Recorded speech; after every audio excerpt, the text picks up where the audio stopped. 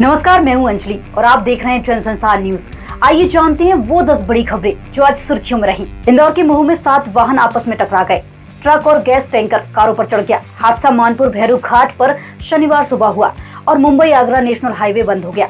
प्रत्यक्षदर्शियों ने बताया कि घाट सेक्शन में जहां हादसा हुआ वहां करीब 2 किलोमीटर तक की ढलान है। ढलान से एक तेज रफ्तार ट्रक गुजर रहा था जो अनकंट्रोल हो गया और आगे चल रहे आयशर वाहन में जा घुसा।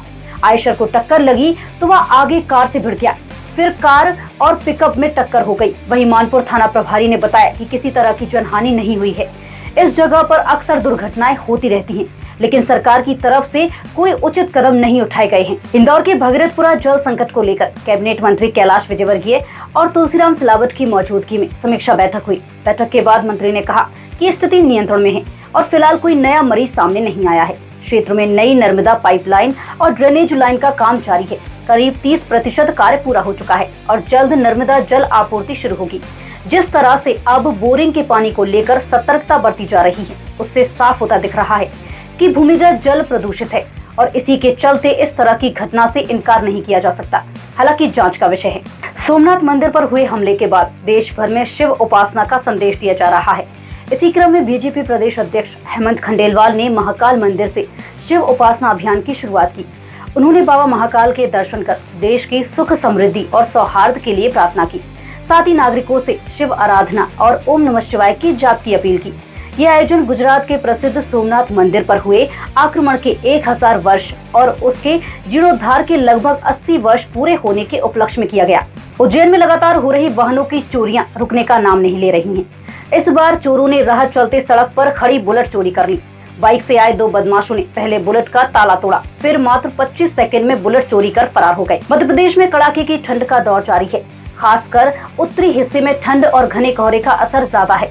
मौसम विभाग के अनुसार शनिवार सुबह ग्वालियर, श्योपुर, मुरैना, भिंड, शिवपुरी, दतिया, निमाड़ी, टीकमगढ़, छतरपुर, पन्ना, सतना, रीवा, मऊगंज, सीधी और सिंगरौली में घना कोहरा छाया रहा।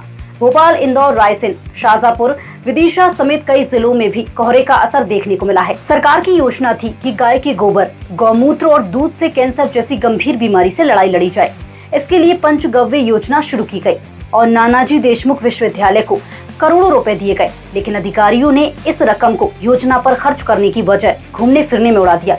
पंचगव्य के पैसों से गाड़ियां खरीदी गई, उनकी मरम्मत कराई गई और करीब 3.5 करोड़ रुपए का घोटाला सामने आया। ग्वालियर में शनिवार अल सुबह तेज आवाज के साथ पानी की मुख्य लाइन फट गई। अचानक हुई इस घटना से रहवासियों के मकानों की नींव हिल गई और कई घरों में दरारें आ गई।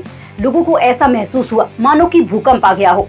मकानों और सड़कों पर पानी भर गया, जिससे पूरे इलाके में अफरा तफरी मच गई। ग्वालियर में पड़ रही कड़ाके की सर्दी अब जान पर भारी पड़ रही है। बीते 12 दिनों में हार्ट अटैक और ब्रेन स्ट्रोक से 23 लोगों की मौत हो चुकी है। हालात इतने बिगड़ गए हैं कि जयारोग्य अस्पताल में बेड कम पड़ गए हैं और कई मरीजों को जमीन पर लिटाकर इलाज करना पड़ रहा है। इंदौर के भगीरथपुरा में दूषित पानी से शनिवार को 21वीं मौत हो गई है। शनिवार को एक और महिला की मौत हुई है। मौतों के बाद शहर की जल और सफाई व्यवस्था पर गंभीर सवाल खड़े हो गए हैं। ये समस्या अब केवल एक क्षेत्र तक सीमित नहीं रही। भूरी टेकरी इलाके में नलों में वर्षों से पानी नहीं आ रहा है। यहाँ के हजारों परिवार नगर निगम के टैंकरों के गंदे पानी पर निर्भर हैं, जो पीला और काई जमा हुआ रहता है। स्थिति का जायजा लेने पहुंचे नेता प्रतिपक्ष उमंग सिंघार भी हालात देखकर भावुक हो गए। मुख्यमंत्री डॉक्टर मोहन यादव के सीधी दौरे के दौरान एक आदिवासी छात्रा उनसे मिलने पहुंची, लेकिन सुरक्षा कारणों से मुलाकात नहीं हो सकी। मीडिया के सामने रोते हुए अनामिका बैगा ने डॉक्टर बनने की इच्छा जताई और आर्थिक मदद की गुहार लगाई। छात्रा का वीडियो सीएम तक पहुंचा, जिस पर उन्होंने संज्ञान लेते हुए नीट तैयारी, कोचिंग और छात्रावास के लिए तुरंत सहायता के निर्देश दिए। फिलहाल आज बड़ी खबरों में इतना ही। कल फिर होगी मुलाकात, तब तक के लिए देखते रहिए जनसंसार न्यूज। धन्यवाद।